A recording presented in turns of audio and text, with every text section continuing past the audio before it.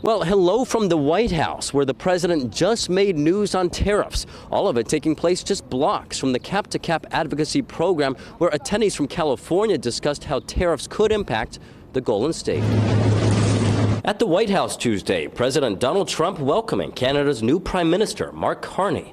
It comes after the president imposed 25% tariffs on a wide array of products from Canada and Mexico, not to mention 10% baseline tariffs on most other nations. The government of Canada, in response, imposing retaliatory tariffs on many U.S. products. But could we soon see a deal addressing this American-Canadian trade war? Both of these leaders say they want to improve relations moving forward. I love Canada. I have a lot of respect for the Canadians. We're stronger when we work together, and there's many opportunities to work together, and I look forward to, addressing some of those issues that we have, but also finding those areas of mutual cooperation. Just blocks from this, 450 business, political, and community leaders from California's capital region took part in the final full day of the 53rd annual Capital to Capital Advocacy Program, aka Cap to Cap.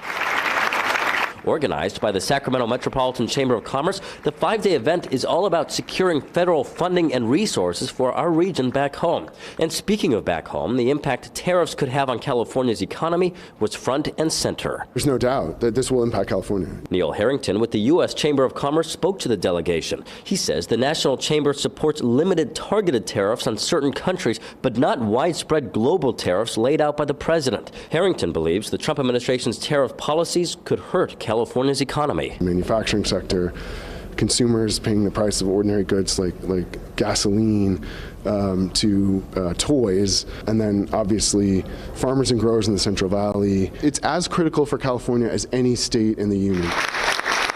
Democratic Sacramento Congressmember Doris Matsui led the effort to write, pass, and sign the CHIPS and Science Act into law, a $280 billion bipartisan effort to increase investments for U.S. manufacturing of semiconductor chips found in all kinds of items and technologies. But she's worried impacts from tariffs could hurt progress made. I have to say, industry has been affected by all of this.